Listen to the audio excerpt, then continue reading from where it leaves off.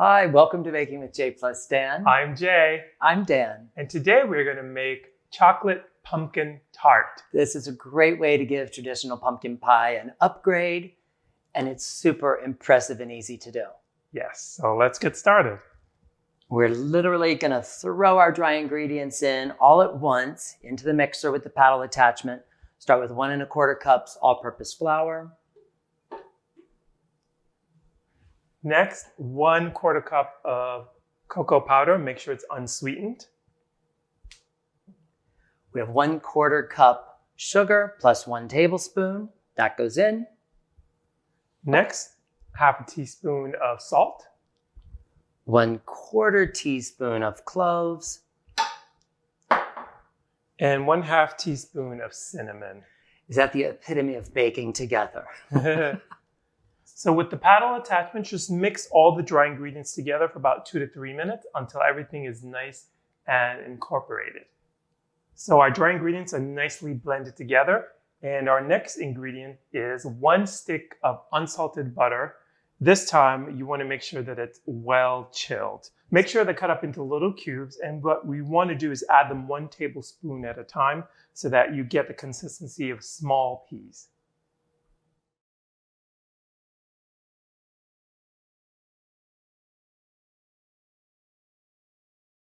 Our chilled butter is nicely incorporated into our flour mixture. Now it's time to add the final ingredient, 1 large egg. So then you want to let that mix for another 2 to 3 minutes until it just starts to come together and form a dough.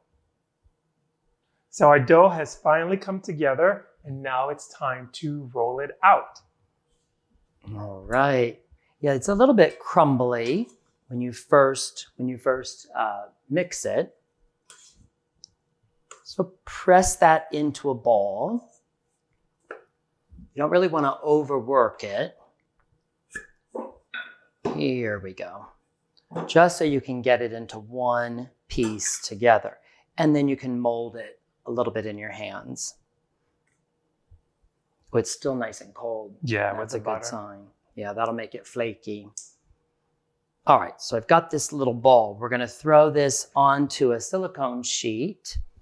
I've dusted out the silicone. Just press it down in the middle. This one has a guide on it so I can see. The pan is 10 inches. So I need to roll this out to about 12 inches in order for it to cover on the side. So start from the center, work your way out.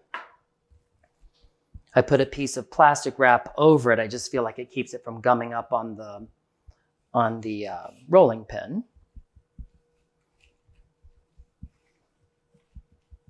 And as Dan said, this is a 10-inch tart pan. Make sure you have the kind with the removable bottom. Make it a lot easier to take out the tart after. So as you get closer to finishing, give it a flip, kind of shake it off of the silicone sheet, give another light dusting.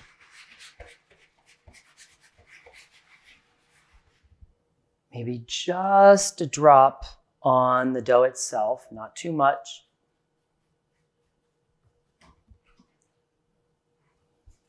And the plastic wrap really makes it nice to be able to turn it back over, release, and you'll be able to finish into the 12-inch circle from here. So before we make the transfer, let's do a quick measure here. Take the bottom of the dish. Oh, that looks good.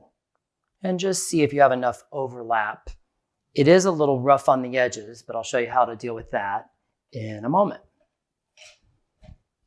Yeah, you want to make sure that you have enough to come up the sides of the tart. So let's see if we can turn it onto itself. If we get lucky, we'll place that to the middle. Oh, I see it's pretty forgiving. And just roll it out. And if you need to, you can lift and bring it. Woohoo! There it goes. Now, don't worry if it starts to crack a little bit, because you can just take some of the edges. You can take a little piece here, and as you work it into the edge of the pan, let gravity help you. She's not forcing and tearing, but I have a small crack here. I'll just take a tiny piece of the dough and fill it in.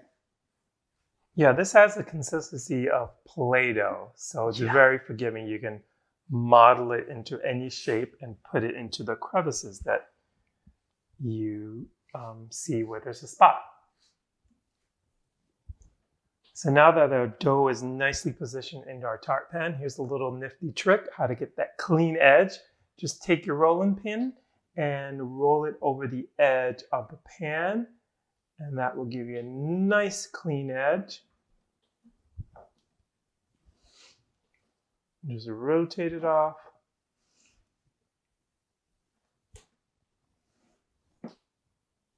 Then check along the sides that you don't have any hanging, because that'll burn in the oven for sure. If you see any excess flour, just take a pastry brush and kind of knock the flour away. And then grab a fork, dock the bottom of the dough, just generously go around the edge and through the middle. This really helps it to bake evenly.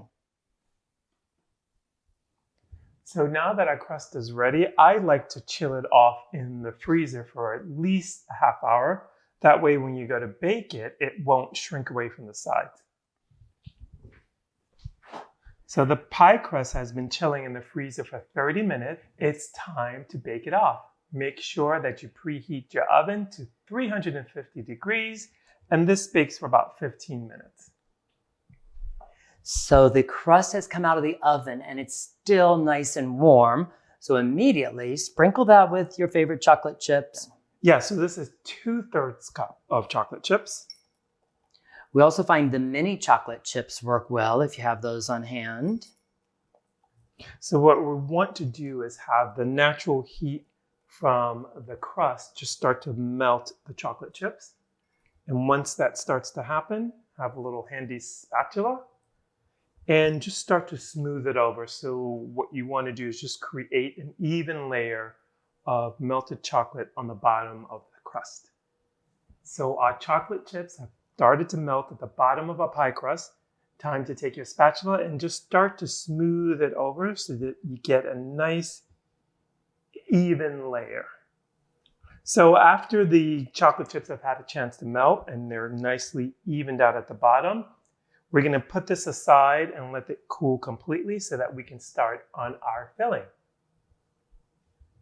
It's time to make the filling. So we have 1 15-ounce can of pumpkin puree. Throw that in.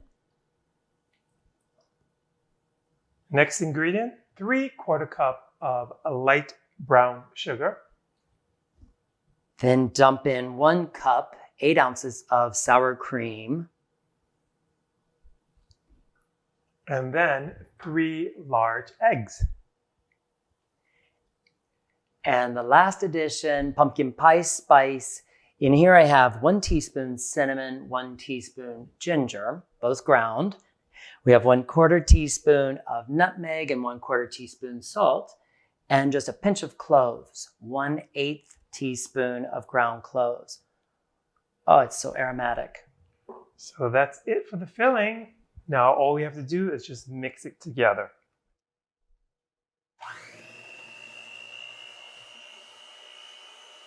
Our pumpkin mixture is ready, so I transferred it into a pitcher for easy pouring.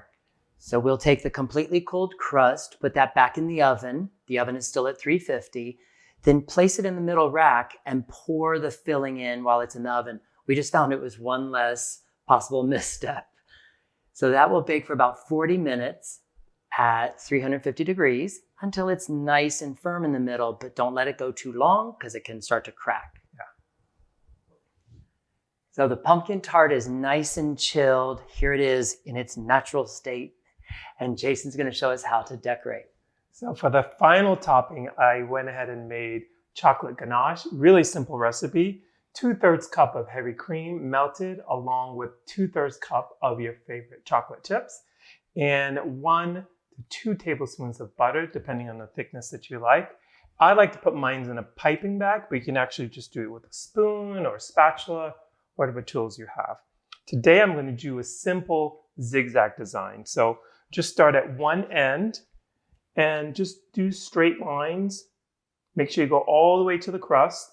It doesn't have to be perfect. It looks like a little zebra. Sometimes you may get little bloops of air pockets. And just go back and forth until the entire pie is filled with your design. And there it is. All right.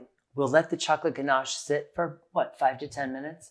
I can barely contain myself, and we'll be back to taste it. Time is up. The tart is nicely chilled. Chocolate ganache layer has set. And we can cut with a serrated knife. Let's just eyeball the center here. Ah-ha-ha.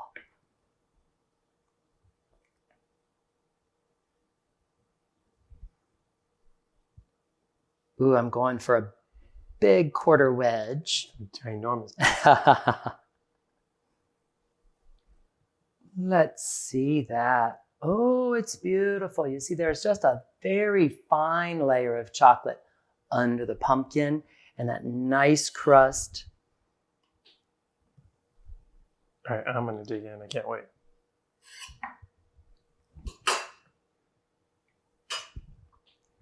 And it's so unusual, the combination of chocolate and pumpkin.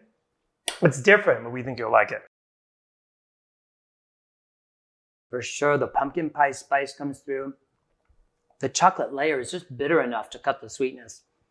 This is fabulous. So thanks for watching. This has been Baking with jay+dan. Please remember to subscribe, share, like, and Sure.